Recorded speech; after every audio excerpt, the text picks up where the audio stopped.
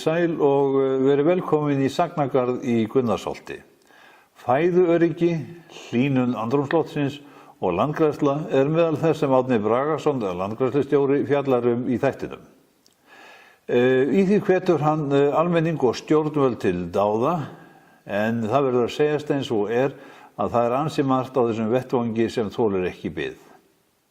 Árni, ég hef heyrt þig fjalla fæðuöryggi, loftslagsbreytingar og leit landgræðslunnar að nýjum plöntuafbrigðum og nýrri þekkingu. Hvernig fléttast þetta saman og tengist landgræðslu ríkisins? Flestir tengja landgræðsluna við ógróna, sanda og rófabörð. Já, það nú svo að jarðvegurinn sú auðlind sem við verðum að byggja og byggjum á alla ræktun. Það verður að hafa jarðveg til þess að sé hægt að rækta og jarðvegurinn gríðarlega verðmæt auðlind og grundvöllur ásamt vatni og fræi til þess að við getum fengið plöntur til þess að vaxa. Góður jarðvegur skilar góðri uppskeru vegna þess að í góðum jarðvegi starfsemi, líf, áburðarefni sem skilar sér vel. Talið að 2050 verði jarðarbúar að framleiða 70% meiri mat en gert nú stundir. Getum við gert það óbreyttu og hvað talið mögulegt að brauðfæða marga á jörðinni? Við getum framleitt miklu meiri mat heldur en við gerum í dag. Það voru oft verið talað að hægt verið að framleiða mat á jörðinni fyrir 15 milljarða manna. En það ýmislegt sem þarf að breyta ef að svo að verða. Það þarf að stoppa stríð og skipuleggja. Við erum ekki að nýta þá möguleika sem eru til ræktunar á jörðinni, fyrst og fremst vegna skipulagsleysis, misskiptingar auðs og fleira þvíumlíkt. En þegar við horfum á landgræðslunni í þessu sambandi, hvert hennar hlutverk í því að Íslendingar geti framleitt meiri mat? Við erum að byggja upp land. Þegar við erum að rækta upp land, þá erum við að byggja upp jarðveg og góður jarðvegur grundvöllur fyrir því að við getum ræktað. Við höfum hér í kringu Gunnarsholt verið að breyta söndum í ræktarland. Hér eru komin góð tún og akrar. Þetta land batnar með árunum.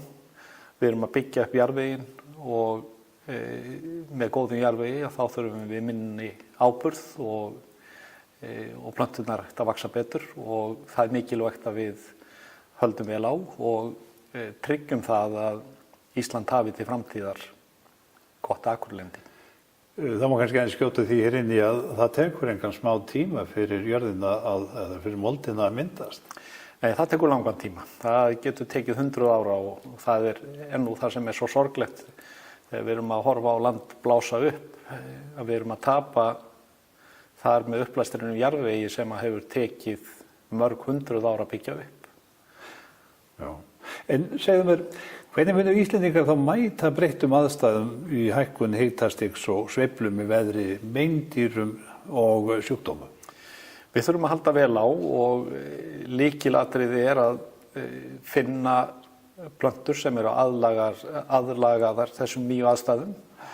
Það þarf að efla kynbætur á Íslandi vegna þess að þegar við horfum á staðsetningu okkar á kúlunni, jarðarkúlunni, að þá jú á Íslandi ákveðin birtuskilyrði og samsetning á þessari birtu sem við erum með og hitastigi.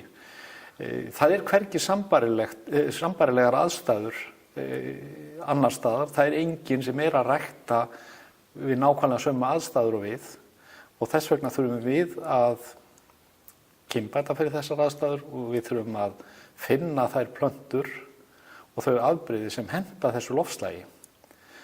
Og þar megum við ekki slaka á. Það enginn sem gerir það fyrir okkur. Þú talar erfðatækni í þessu sambandi? Já, það getur verið eitt af tækjunum sem við þurfum að nota en fyrst og fremst kannski þessar hefðbundnu kynbætur. Ég lít á erfðatæknina sem tækni sem við eigum að nýta okkur vegna þess að þær aðferðir mjög markvissar þegar verið að kynbæta. En segjum við líka, snúum okkur að helstu nytjaplöntum jarðar. Það eru ekkert svo margar þar sem að eru nýttar í raun og veru sem að mynda þennan mikla basa sem að við étum eða svo mætti segja. Það kemur mörgum óvart, það er kannski 300.000 háplöntur á jörðinni. Það er hægt að borða 23.000 plöntur að talið er. Það er ekki nema 7.000 sem eru notaðar til matar, en 120 plöntutegundir eru þar sem eru mikilvægar fyrir okkur sem matarplöntur. En það er ekki nema 3 þeirra sem að standa undir helmingnum af öllum kaloríum sem við erum að borða á jörðinni. Það er að segja, það er hrísgrjónin, það er hveitið og maís. Og þetta er auðvitað mjög viðkvæmt kerfi að byggja svona stóran hluta af því sem við erum að borða á jörðinni á þessum tegundum, og því er mikilvægt að nota aðrar tegundir líka og reyna að auka fjölbreytnina. Og það er, við horfum bara á fæðuöryggi Íslands, að þá er þetta gott fyrir okkur það sem menn er að gera hér, að skoða hvaða berjaplöntur til dæmis hægt er að nota, auka fjölbreytnina, rækta meira hér á Íslandi. Menn tala um óhagkvæmni, en þetta er hluti af því að nýta ræktarland, og það sem við framleiðum hér þurfum við þá ekki að taka annar staðar frá. En af þessum plöntum sem eru helstu nytjaplöntur jarðar, fáar þeirra vaxa á norðurslóðið ekki? Já, það er hægt að rækta hveiti á Íslandi. Það hefur sýnt sig að vetrarhveiti sem er hér, sem að menn hafa verið að prófa hér á undanförnum árum, að það hefur allavega öðru hvoru gefið uppskeru. En við erum ekkert farin að reyna að kynbæta hveitið, vetrarhveitið, fyrir íslenskar aðstæður. Það þyrftum við auðvitað að gera. Þannig við höfum látið rannsókn á þáttinn kannski ómikið í friði.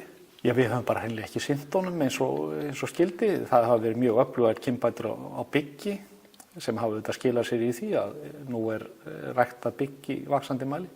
Auðvitað þurfum menn að skoða aðrar tegundir og reyna að kynbæta þar og koma þeim í ræktun á Íslandi.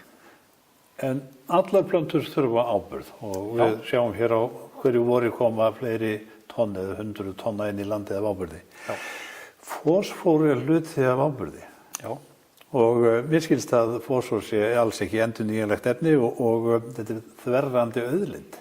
Já, og það er synd að sjá eftir öllum þessum tonnum af áburðarefnum sem fara í gegnum Hollrasakerfið út í sjóinn. Það er að fara að sveipa magn af áburðarefnum í gegnum Hollrasakerfi höfuðborgarsvæðisins eins og magn af áburði sem við flytjum til landsins. Við þurfum að auka nýtingu á seyru og húsdýraáburði, þessum áburðarefnum sem við erum í rauninni að fara illa með. Það er ennþá verið að grafa niður seyru til dæmis í staðinn fyrir að meðhöndla hana með kalki og koma henni á uppgræðslusvæði. Það eru mjög flott verkefni sem sveitarfélög hér á Suðurlandi hafa verið með í gangi núna undanfarið og hafa verið að setja þessi áburðarefni inn á afréttarlöndin hér, Hrunamannahreppi. Stórkostlega flott verkefni og til fyrirmyndar það hvernig við eigum að standa að þessum málum. Þetta er spurning það að sýna ábyrgð, nýta þau efni sem að búið er að vinna, taka til vinnslu og setja inn í kerfið. Þessi áburðarefni eru jú í þeim mat sem við erum að borða og síðan fer þetta með úrgangi frá okkur og það er ákveðin pempíuskapur í gangi varðandi seyru og auðvitað eigum að nýta þessar auðlindir betur. Þetta eru verðmæti sem við erum að fara illa með. Já. Nú ég hef líka heyrtið tala þann möguleika að Ísland einangrist. Að við einhverjuta vegna, það gerist eitthvað sem við höfum enga stjórn á og við náum ekki í vistir, mat og slíkt og olíu og þvíumlíkt. Höfum við undirbúið okkur eitthvað undir eða fyrir þennan möguleika að þetta svona lagað gerist? Nei, það höfum við ekki gert. Það var mjög áhugaverð bók sem að Sigríður Hagalín Björnsdóttir skrifaði um það þegar Ísland einangrast. Skáldsaga, en ýtti hressilega við mér og ýmsum öðrum. En þetta eru þetta mál sem að við þurfum að taka til umræðu. Hvað gerist ef að Ísland einangrast? Það gæti komið orðið kjarnorkuslys í Evrópu sem myndi breyta flutningsleiðin til landsins. Við þekkjum það auðvitað að það hafa orðið verkföll þar sem að ekki hefur mátt skipa upp fóðri. Við erum kannski með í landinu mánaðarbirgðir á olíu. Allur fiskiskipaflotinn, öll tæki til landbúnaðar og öll tæki sem við notum í fiskeldi eru knúin á olíu. Þetta bara viðkvæmt kerfi og sama getum við sagt varðandi fóðrið. Við erum að flytja inn fóður fyrir mjólkurframleiðsluna, svínaræktina, kjúklinga, eggjaframleiðslu og fiskeldið. Við erum að treysta á innflutning á þessum efnum og við erum kannski með 3 vikna til mánaðarbirgðir af þessum efnum í landinu. Þannig að við erum auðvitað með mjög viðkvæmt kerfi. Vonandi gerist ekkert. En aðrar þjóður hafa margar hverjar svona gripið til vissra ráðstafana. Já, og það auðvitað svo að þegar menn framleiða kornvöru eins og mjög flest lönd sem að þessi fjölmennu lönd, að þá eru menn auðvitað með kornbirgðir í viðkomandi landi geymt á mismunandi stöðum. Við erum ekki að framleiða nema hluta því sem við þurfum af þessum efnum, sterkjunni og próteinum. Það eru þetta bara efni sem við þurfum hér og eitt af því sem við getum gert er að efla kornræktina, kynbætur á þessum tegundum þessum korntegundum. Og sama er með olíuplönturnar. Það hafa verið tilraunir hér til að rækta. Þar getum við fengið viðbótar efni sem að getur nýst okkur. En við eigum til umtalsvert magn af orku í Íslandi og í formi rafmagns. Já. Það verið að tala hér rafvæðingu bílaflotans. Tæknin kannski ekki alveg komið jafn langt varðandi dráttarvélar en það eru hraðar framfarir eins og hann Finnbogi Magnússon benti nýlega á í viðtali við þig. Það eru ýmsir möguleikar sem við höfum og það sem að ég vil fyrst og fremst leggja áherslu á það er að við ræðum þessa hluti og reynum að átta okkur á því hvað þurfum við að gera, hvar eru veikleikandir og það getur þá sýnt okkur hvaða leiðir við að fara og hvað við að leggja áherslu á í byrjun. Þannig að þú ert að undirstrika eina fyrir enn mikilvægi landbúnaðarins í þessum málum. Já, það er alveg klárt að landbúnaðurinn skiptir verulegu máli og menn tala að það sé ekki hagkvæmt að reka landbúnað á Íslandi. Ég vil bara meina að það sé ábyrgðarleysi að fara að draga úr landbúnaðarframleiðslu og leggja landbúnað af á Íslandi og treysta það að við getum flutt inn vörur annar staðar frá. Það er skammsýni. Já. Þannig að það bara kallaði eftir því að stjórnvöld tæki sér svolítið saman. Já, þegar ég skoðaði þessi mála þá var nú bara fyrst það sem ég datt í stjórnsýslan hjá okkur fær bara því miður fallengun. Já. En annað sem að brennur talsvert af fólki og það eru gróðurhúsaáhrif. Já. Hvaða áhrif má ætla að þau geti haft hér á landi? Hverju spámenn loftslag hér á Íslandi eða hita og slíkt eftir cirka 100 ár? Já, það eru flest spámódelin gera ráð fyrir hærra hitastig á Íslandi og meiri úrkomu. Þannig að síðastliðið haust var kannski dæmi gert fyrir það sem að spámódelin gera ráð fyrir. Það er að segja kannski 30% meiri úrkomu og hærra hitastigi. En auðvitað eru svo stórir óvissuþættir í þessum loftslagsmálum og við verðum auðvitað að taka tillit til þess. Við vitum ekki hver áhrifin verða á Golfstrauminn þegar að ísinn er að bráðna hér norður frá. Það getur auðvitað slegið yfir og módelin reynist ekki rétt. En við þurfum að búa okkur undir þessar breytingar. Við þurfum að vera tilbúin til þess að að mæta og prófa okkur áfram hvað það eru breyttar aðstæður, ræktunar aðstæður eru að breytast. Það munu koma hér inn meindýr og nýjir sjúkdómar sem ekki hafa verið hér áður og við þurfum auðvitað að vera tilbúin til þess að takast á við slíkar áskoranir. Já. En við þurfum auðvitað að leggja fyrst og fremst áherslu á að draga úr losun, nýta betur áburðarefni, tryggja það að við séum ekki að sleppa út gróðurhúsagastegundur sem að hafa áhrif á hitastigið. Nú það nú komið fram líka að við eigum í einhverjum erfiðleikum með að standa við skuldbindningar okkar gagnvart Parísarsamkomulaginu. Já. Við eigum allavega til, ég minnist 3 leiðar sem að geta þó hjálpa okkur að standa okkur betur. Það er annars, fyrsta lagi endurheimt votlendis, það er landgræðsla og það er skógrækt. Já. Hvað viltu segja okkur þessar 3 leiðir? Ég vil að við byrjum eins og skýrsla Hagfræðistofnunar, Bryndísar skýrslan bendir á. Það eru ýmsar leiðir sem við eigum að fara sem kosta okkur lítið. Við getum dregið úr, við getum nýtt betur ýmis efni. Það eru leiðir sem að kosta samfélagið okkar ekki mikið. Við þurfum að tryggja það að við séum að fara vel með þær auðlindir sem við erum með. Síðan þegar kemur að þessum bindingarhluta þá er alveg klárt að það eru stór votlendissvæði eða stór svæði sem eru framræst þar sem við getum endurheimt votlendi.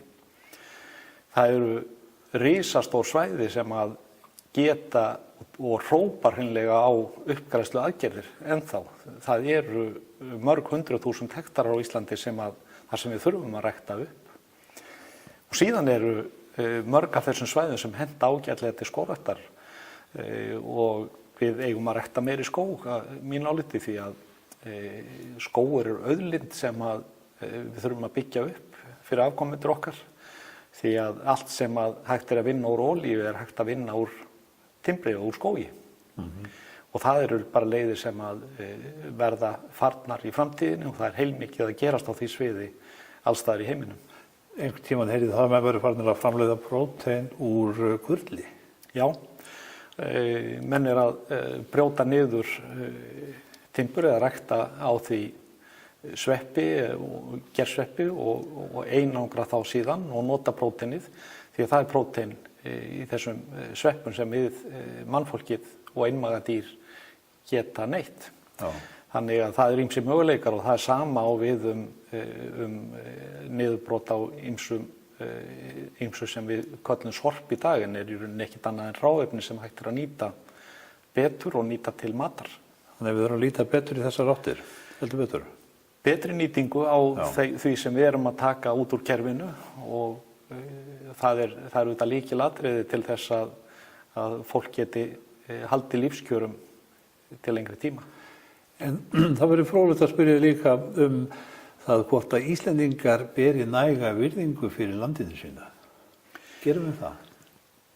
Já og nei, það er sem betur fyrir mjög vaxandi hópur manna sem áttar sig á því hvert ástandið er og það er mjög ánægjulegur samstarfssamningur sem vorum að skrifa undir við Landssamtök sauðfjárbænda og landbúnaðarráðuneyti þar sem við ætlum að leggja sameiginlegt mat á hvernig ástand lands er og þróa saman sjálfbærni vísa. Það er leið í því að átta sig betur á því hvernig ástand landsins er. En síðan aðrir þættir sem þarf auðvitað að taka á, það er þessi vaxandi ferðamennska sem að því miður er svolítið verið að gera út af það að allt megi á Íslandi. Já. Það er því miður utanvega akstur og óásættanlegar ferðir á vélhjólum til dæmis þar sem menn er að fara inn á svæði. En varla getur landgræðslan ein og sér sinnt því og komið þeim málum í lag? Já, við gerum auðvitað ekkert ein og sér. Við eigum ekkert að horfa þannig á. Við getum fyllt upp í heildarmyndina. Það er auðvitað samstarf bæði einstaklinga og stofnana sem skiptir máli í þessu. Við þurfum að taka sameiginlega á. Og það er líka miklu skemmtilega að vinna saman heldur en að vera hver í sínu horni. Þar má nú reyndar minnast á það að Landgræðslan er að hefja starf varðandi göngustíga. Já. Að það er allar menn að taka sér tak og vinna með öðrum við að koma þeim málum í lag. Já, við ætlum að reyna að leggja okkar að mörkum þar til þess að byggja upp þekkingagrunn sem að, og það sem verður safna góðum dæmum, góðum aðferðum, sem eru þá aðgengileg fyrir fólk þegar það er að skipuleggja svæði. Við erum að vonast til þess að ná víðtæku samstarfi eitthvað slíkt. Já. Vonandi tekst það. Sveitarfélögin spila þarna ansi stóra rullu, ekki satt? Þau hafa auðvitað skipulagsvaldið og eru auðvitað lykil aðili í öllum framkvæmdum og þau geta auðvitað haft mest áhrif á það hvernig menn eru að skipuleggja ferðir landið. En munum menn sjá þess merki í sumar að Landgræðslan er farin að vinna á þessum vettvangi? Já, við erum í evrópsku samstarfsverkefni sem að þeir sem aðilar að því verkefni eru Írland, Norður-Írland, Ísland, Noregur og Finnland og Skotar koma síðan eitthvað að þessu líka. Já. Í þessu verkefni erum við með þessum löndum að skoða og skipuleggja saman svæðin og það sem er mjög spennandi við það verkefni. Við erum að horfa á það hvernig er rétt að taka á málum og það er hópurinn allur sem mun þróa það. Hugmyndin er svo að það sem kemur út úr því samstarfi, það verði þá opið og aðgengilegt og vonandi góð dæmi sem aðrir geta lært af. Svo ég vendi nú mínu kvæði aðeins í kross. Það er varðandi val á plöntum sem Landgræðslan notar til uppgræðslu. Já. Mig minnir að þú hafir svona ákveðnar hugmyndir í því sambandi aðeins að breyta. Ég er erfðafræðingur, líffræðingur og erfðafræðingur og þess vegna vil ég horfa og tel að það séu meiri möguleikar í þeim plöntutegundum sem við erum að nota ef við nýtum okkur þann breytileika sem er innan tegundana. Það er, ef við tökum til dæmis melgresið sem dæmi, þá er melgresið til hér við ströndina, en það er líka til melgresið upp á hálendinu.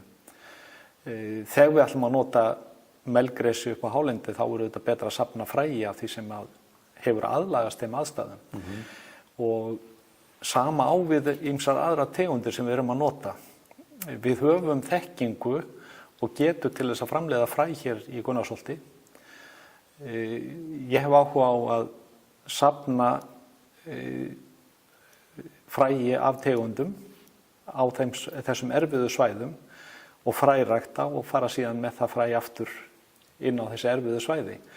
Í staðinn fyrir að vera að flytja inn eða nýta inngöngu þar sem er aðlagað aðstæðum á láglendi. Við eigum ýmsa möguleika og ég tel að við getum náð betri árangri ef við förum þessa leið. En síðan þurfum við að sjálfsögðu að skoða líka aðra tegundir. Það hefur verið gert fyrr, það hefur verið gert í gegnum árin.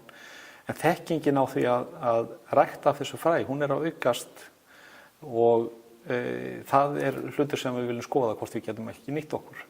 Þannig að við heyrist öllu að verkefni Landgræðslu ríkisins séu vægast sagt óþrjótandi. Já, markmiðið er auðvitað að gera okkur óþörf að landnýting og ræktunar ástand landsins verði þannig að það þurfi ekki að grípa inn og það er auðvitað langtíma markmið að við verðum algjörlega óþörf og að öll nýting á Íslandi verði þannig að hún verði öllum til sóma og sjálfbær. Takk fyrir. Takk. Þakka ykkur fyrir að horfa á þáttinn Græðum landið. Ég verð svo með nýjan þátt á mánudagskvöldið eftir viku, en þessi þáttur sem þið voruð að horfa á verður sýndur nokkrum sinnum í þeirri viku sem nú er að hefjast. Góðar stundir.